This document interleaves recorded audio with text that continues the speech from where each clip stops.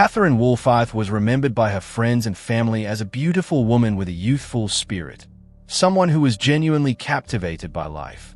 At 68 years old, she was almost never seen without a smile, and those close to her often said that even the smallest joys brought her tremendous happiness. Originally from Ohio, Catherine lived in Akron, where she worked as an antique dealer and was a well-known presence in the community. Her family reported that the last time they spoke with her was on June 17, 2019. After that, Catherine seemed to vanish without a trace. She stopped answering calls and texts, and she hadn't shown up at her vintage shop for 2 days, something completely out of character for her. Hi, what's going on? And her sister has been missing for just about 1 hour, 48 hours. Okay. And there's no sign of her car.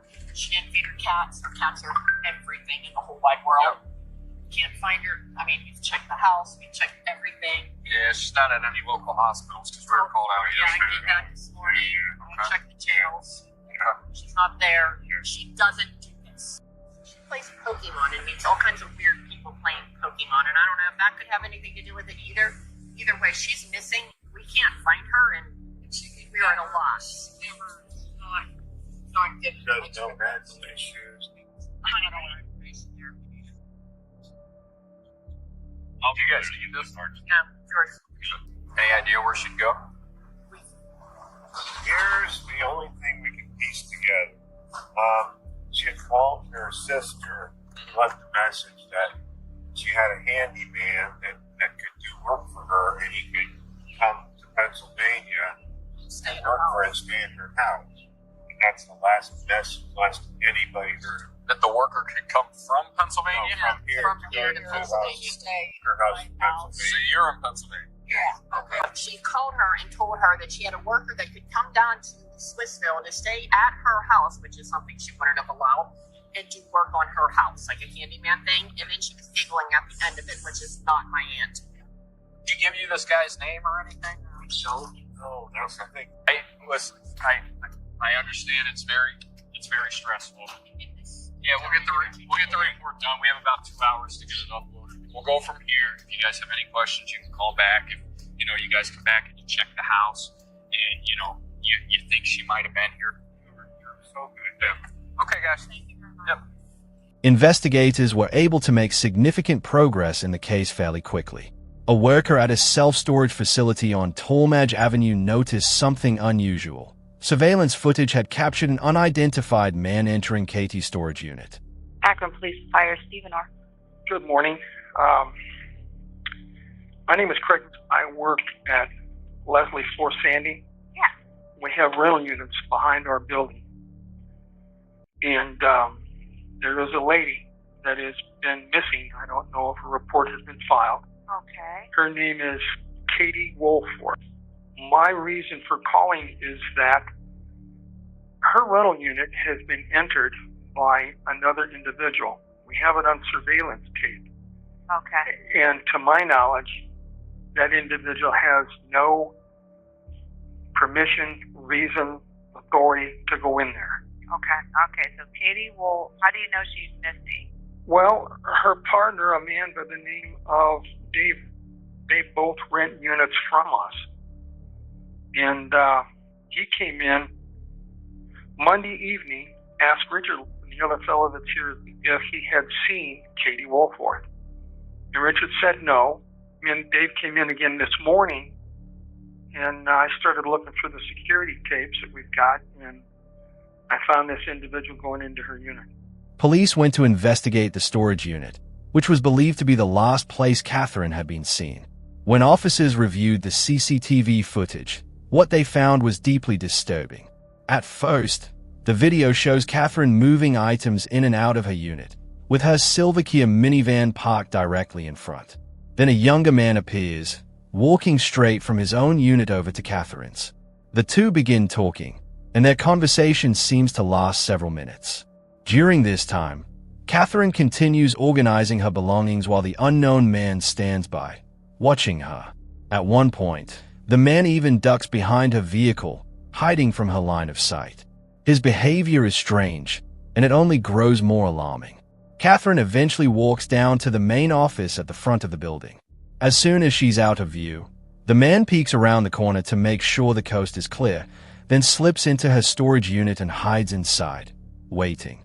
Minutes later, Catherine returns from the office and steps into the unit. Immediately, the overhead door closes. Nearly 20 minutes pass. Then the same man is seen exiting the unit, this time wrapped in a blanket. He walks back to his own unit, changes his clothes, and calmly returns to Catherine's. He rearranges her belongings, gets into her car, and drives away. At no point does the footage show Catherine leaving the storage unit. The next day, the man returned to the facility, wheeling a large trash can straight into Catherine's unit. After moving his car out of the way, he dragged the trash can back out, this time toward his own unit. A blanket was draped over the top, and he struggled to pull it across the pavement. After watching this footage, police were nearly certain a violent crime had taken place. Officers immediately launched a thorough search of both storage units. While searching Catherine's unit, the building manager recognized the man from the video as 35-year-old Michael Olson. His father was contacted to unlock Michael's storage unit, since he was the only person with a spare key. The moment the door lifted, officers sensed something was horribly wrong. Inside, they found blood-stained items, including a walking stick and a piece of brown metal piping. And toward the back of the unit was the same trash can Michael had dragged the day before. Though mostly covered by a blanket, a human leg and foot were visibly sticking out from the top. When officers examined the body, they confirmed it belonged to a female. Her pants had been pulled down, and her legs were bound with duct tape. Police determined she had been sexually assaulted and suffered fatal blunt force trauma to the head. The metal pipe and walking stick were believed to be the murder weapons. By comparing the body to a photo of Catherine Wolfarth, officers were quickly able to confirm it was her. Now, they needed to locate their main suspect, Michael Olson, the same man seen in the surveillance footage. The video had shown him driving away from the facility in Catherine's 2012 Kia Sedona minivan. That vehicle was found on June 20th, the day after Catherine's body was discovered, abandoned on the 800 block of Whittier Avenue in West Akron. Coincidentally, around the same time detectives located the minivan, they received a call from a deputy informing them that Michael Olson was already in custody, arrested earlier for an entirely unrelated crime. He had been caught attempting to break into a restaurant and was immediately taken to the station. All right. So I read your Miranda rights. You understand those? Yes. Okay. Yes. Keeping those rights in mind when I talk to you about another issue. So today, you told Detective Ray that you were mulching up there at the Coventry? Yes. Yeah, I went up there and found a small story. Keep in mind, Michael believes is only being questioned about the break-in. He has no idea he's actually the prime suspect in a homicide. Watch how his body language shifts. At first, he looks off to the side, smiling occasionally, avoiding any sustained eye contact. But the moment the detective mentions another issue, Michael's entire posture changes. He turns his body directly toward the detective, leans forward, and locks his hands together, a stance that could be read as assertive, an attempt to appear confident and in full control. However, this demeanor could just as easily be a facade, a deliberate effort to hide any trace of guilt. Okay. Did you, well, we met your dad, and he was saying that, You met my dad? Yeah. Yeah, did you talk to your dad on the phone today at all? Oh, yeah, a couple times. Yeah. And, what'd you stop? You ran out of gas? Yeah, I ran out of gas a lot. Oh, yes. What you guys talking about? Like you said, he called me up earlier to go get a ride to bring up the gas for finish gun. And that was about it.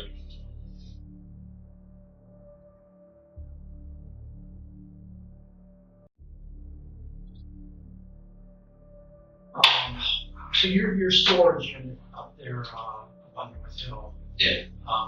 Well, that's your dad. It's my dad's, yeah, it ain't mine. Who has access? Me and my dad. When was the last time you were there? I was up there either this morning or yesterday morning. I can't remember what the actual day it was. Now, are you aware that that storage area, they've got all kinds of cameras? Oh, yeah, because of the theft. Yeah. Were you up there Monday? What's today? Today's Wednesday. Monday. 2 days ago. I've been up there sporadically throughout the last week. I don't know exactly which day, but Wednesday. Oh, I think I was up there Monday now. Because this interview is happening in the afternoon, Michael claiming he can't remember whether he was somewhere earlier that same morning, just a few hours before, is a clear sign he's not being truthful. At this point, he doesn't know exactly what information might incriminate him, and that uncertainty may be why he's giving such vague, evasive answers. The detective then shows him a photograph of Catherine, hoping it might trigger some kind of emotional reaction, or at least reveal a crack in his facade. Does she look familiar? Oh yeah, that's Steve and Kathleen? Katie? That's the same name, right? When's the last time you saw her? Probably Saturday, Sunday, something like that. Although Michael isn't revealing anything with his words, his body language is telling a very different story. He keeps fidgeting with his water bottle, a clear sign that his anxiety response has kicked in.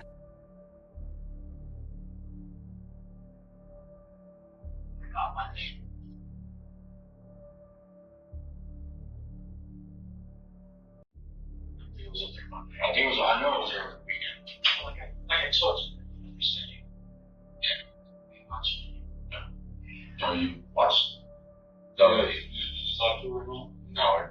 Yeah, well, she actually tried to knock on my door one night. She said I was sleeping up there. I fell asleep or something. She gave me a fan if I was hot or something. So I haven't talked to her before yet.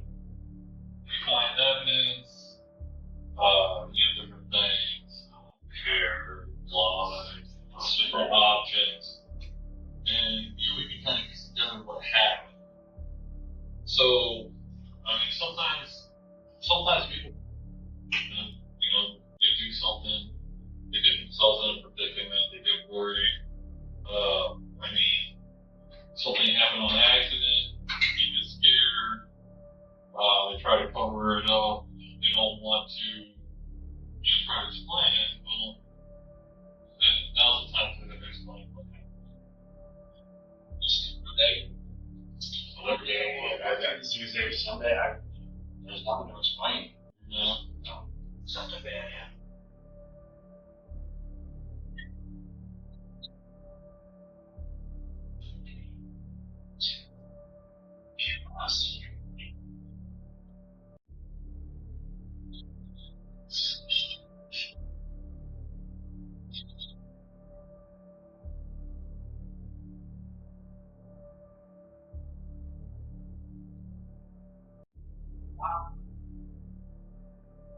We have sticks. Yeah. Tell them that. It's probably gonna help you. You can't feel good with this.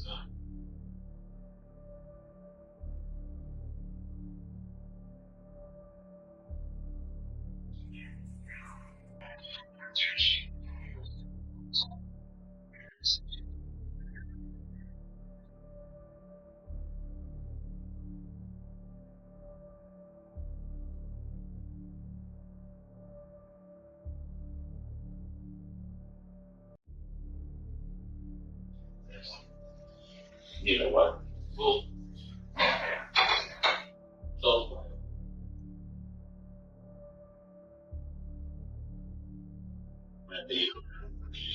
What I'm saying. that's just like, this is your narrative. This is your chance to say for your story. Yeah. Are you just a cold-blooded, No, I stand. homicidal maniac? Not at all. Listening to the heat of the moment? You just snapped. So take us through it. Yeah, I'm just over there.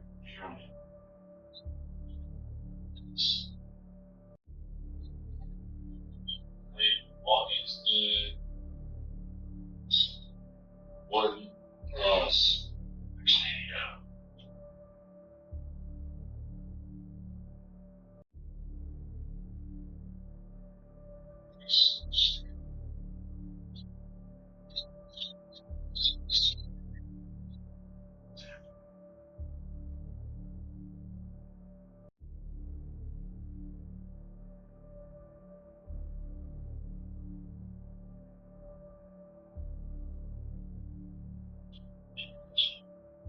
It was dumb. I should have never done it. Obviously, it will jeopardize my life, but it's sad, man. I've been so emotionally, verbally abused.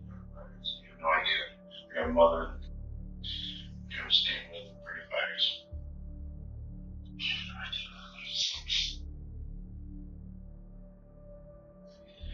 old. So there's my narrative.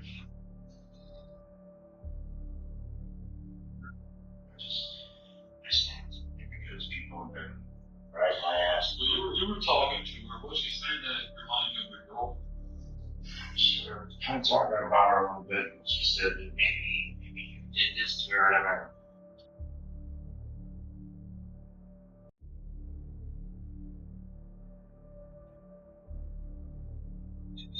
Snacks.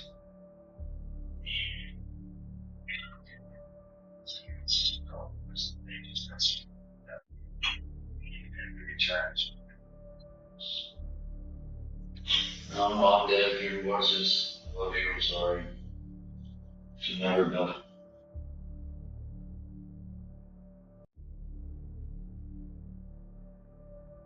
Even after giving a recorded confession, Michael J. Olson continued to insist he was innocent.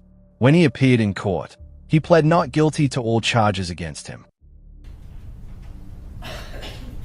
Well, sir, I've considered the relevant information, I've listened to the statements of counsel, and I've analyzed all the factors I'm required to analyze. Based upon the facts and circumstances, consideration of the relevant sentencing factors applying the minimum sanction I've determined will protect the public and punish you without imposing an unnecessary burden on state or local resources, analyzing all the factors I'm required to analyze, including the seriousness factors, the recidivism factors, all other factors before the court, following the agreement the two folks reached. As part of that agreement, it's been stated very clearly on the record by both the state of Ohio, by Attorney O'Brien, and by you, Mr. Olson. The agreement was that you would serve a period of incarceration without the potential of parole or any other type of release. On the conviction of aggravated murder, you will be sentenced to a life sentence without the possibility of parole. On count 5, the court is going to impose a sentence of 18 months. Count 4, 18 months. Count 3, 12 months. Count 2, 11 years.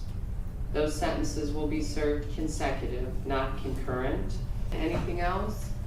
Nothing further, Your Honor. All right, thank you. The court is in recess.